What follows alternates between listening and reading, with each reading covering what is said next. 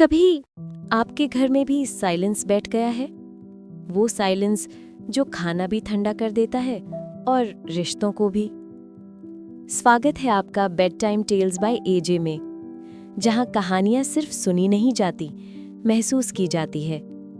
आज की कहानी एक ऐसी रात की जहां एक प्लेट खाने ने पूरी फैमिली को बदल दिया। आरव के घर में पिछले कुछ महीनों से एक अजीब सा सन्नाटा था। घर वही था, लोग वही थे, लेकिन बातें कम और दूरियां ज्यादा हो गई थीं। माँ किचन में चुपचाप काम करती, पापा ऑफिस से आते पर टेबल पर बैठकर सिर्फ न्यूज़ सुनते, और आरव दोनों को देखकर समझ नहीं पाता था कि घर कब घर होना बंद हो गया। रात का खाना सब एक ही वक्त पर खाते थे, पर एक ही डाइनिंग टेबल पर बैठकर भी जैसे तीनों अलग अलग दुनियाओं में जी रहे थे। ये थी आज की कहानी bed time tales by AJ पर। अगर कहानी ने दिल को हल्का या थोड़ा गर्म सा बना दिया, तो मिलते हैं अगली रात एक और कहानी के साथ।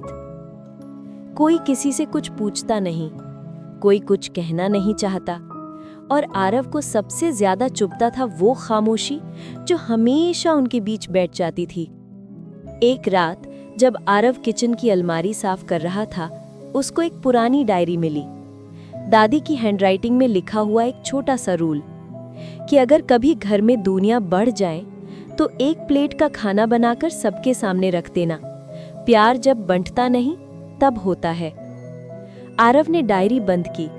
उसे अजीब लगा, एक प्लेट खाना, इससे क्या होगा? पर उस रात उसने ट्राई करने का डिसाइड किया।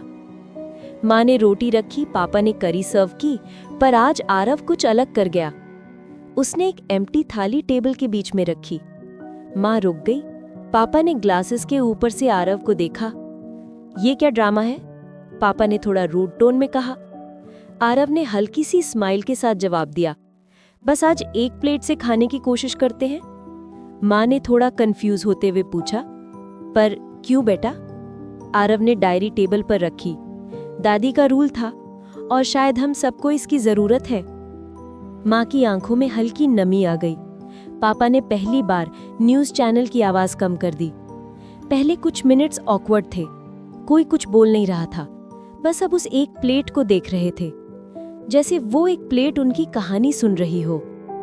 फिर माँ ने धीरे से रोटी तोड़कर प्लेट में रखी और पापा की तरफ बढ़ा दी। पापा ने रोटी उठाई, पर जैसे हाथ थोड़ा सा कांप गया। आरव ने पहली बार देखा, उनके पापा स्ट्रांग नहीं लग रहे थे, वो थके हुए लग रहे थे, या शायद टूटे हुए। पापा ने लोअर वॉइस में कहा, आज माँ की याद आ गई। माँ उनको देखकर रुक गई। पापा ने कंटिन्यू किया, वो जब हम दोनों में झगड़ा होता था तो एक ही प्लेट में सब कुछ रखकर कहती, पहले खा लो, बातें बाद में। और पता नहीं कैसे बातें गलती से या प्यार से ठीक हो जाती थीं। माँ की आंखों में आंसू आ गए। आरव ने पहली बार माँ का चेहरा देखा, वो खुद कितना रोते हुए कंट्रोल करती थी। माँ ने धीरे से कहा, मैं कब से कहना चाहती थी, पर तुम दोनों सुनते नहीं। मैं भी थक गई हूं, पर दूर नहीं होना चाहती। पापा ने प्लेट माँ की तरफ बढ़ा दी। उनकी आवाज हल्की सी हैवी हो गई। हम दूर नहीं हुए, हम बस गलत समझ बैठे। आरव की आंखें भर गई। उसने फाइनली वो बात बोली जो वो महीनों से चुप करके रखा हुआ था, मुझे लगता था आप लोग एक दूसरे को पसंद ही नहीं करते। पापा ने आरव के हाथ पर हाथ रखा। बेटा, प्यार में साइलेंस भी होता है, पर इसका मतलब ये नहीं कि प्यार खत्म हो गया है। माँ ने थाली से एक बाइट ली और आरव को दी। घर तब बनता है जब कोई एक पहला कदम उठाता है। आज वो तुमने उठाया। उस प्लेट का खाना हाफ वे भी नहीं हुआ था, पर उनके बीच का गुस्सा, ईगो, मिसअंडरस्टैंडिंग सब डिसॉल्व हो चुका था। पापा ने न्यूज़ बंद कर दी। माँ ने साइड से चेयर आरव के पास खींच ली। आरव ने पहली बार हंसी के साथ खाया। टेबल के ऊपर एक प्लेट थी और 3 दिल फिर से जुड़ गए। कभी कभी एक प्लेट एक फैमिली को एक साथ बिठा देती है, और बैठना ही सब ठीक कर देता है। ये थी आज की कहानी bed time tales by AJ पर।